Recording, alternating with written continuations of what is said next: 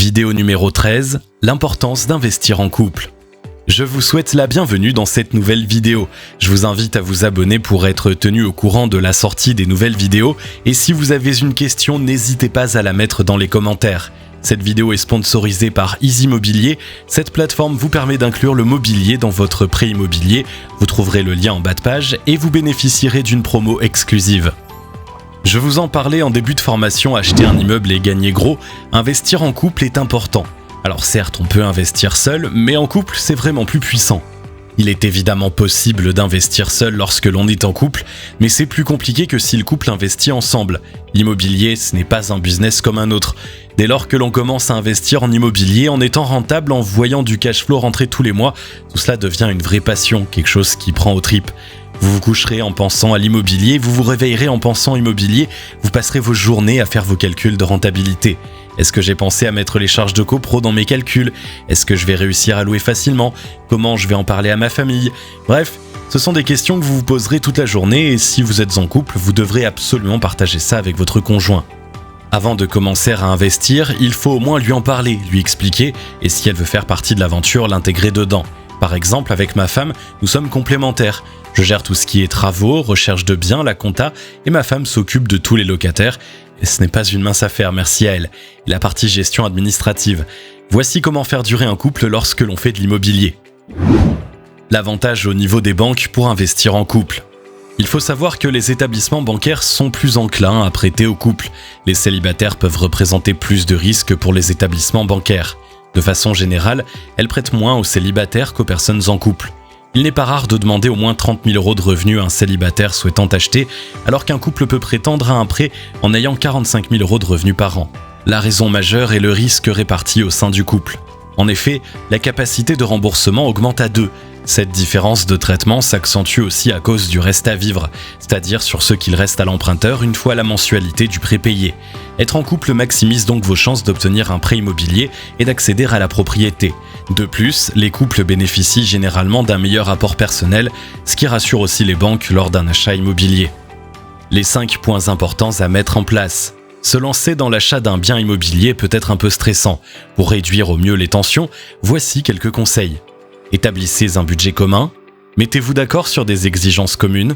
Répartissez les différentes tâches selon vos qualités.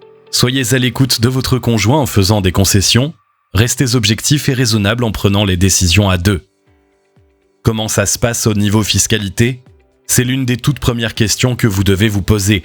En matière de défiscalisation immobilière, d'imposition sur le revenu ou encore de succession, les répercussions sur ce choix sont nombreuses. Si vous êtes marié sous le régime de la communauté, sans contrat de mariage, c'est le régime de la communauté de biens réduite aux acquêts qui s'applique entre vous et votre conjoint. Cela veut dire qu'en principe, quel que soit le mode de financement, l'appartement acquis durant le mariage est un bien commun.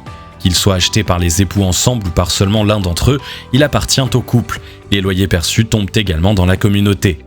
Si vous êtes marié sous le régime de la séparation des biens, le choix de ce régime lors de votre mariage vous confère une indépendance financière et matérielle totale vis-à-vis de votre conjoint. Si vous achetez un appartement avec vos fonds propres, celui-ci vous appartient donc à vous seul. Si vous achetez à deux, chacun détient alors l'appartement en proportion de ce qui a été indiqué dans l'acte notarié d'acquisition.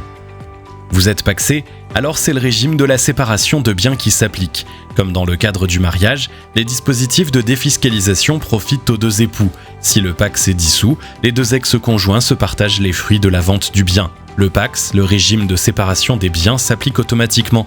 Comme pour un couple marié, dans le cadre d'un investissement immobilier à deux, les dispositifs de défiscalisation immobilière profitent au foyer fiscal commun.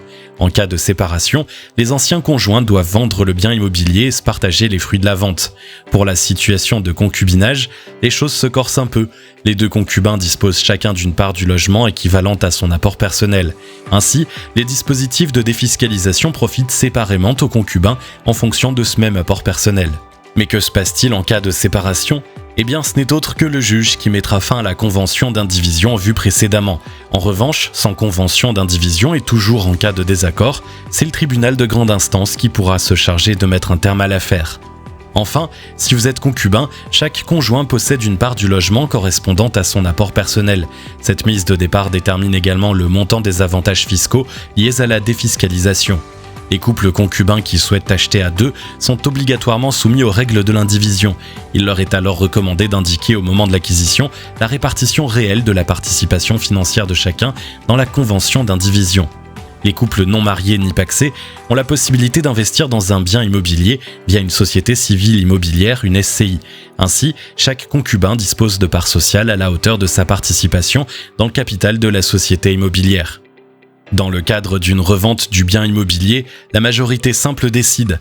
Dans le cadre d'une séparation, la valeur du bien est divisée en parts sociales. Dans le cas du décès d'un des membres du couple, ces parts reviennent à ses héritiers et le concubin survivant peut être contesté dans l'occupation du logement sans clause d'agrément ni démembrement croisé de propriété. Acheter un bien locatif en couple est un beau projet qui comporte quelques subtilités. Pour investir en toute sérénité, n'hésitez pas à contacter un professionnel de l'investissement locatif qui vous apportera des réponses personnalisées et vous aidera à opter pour la meilleure stratégie. Et vous investissez en couple, seul ou même à trois ?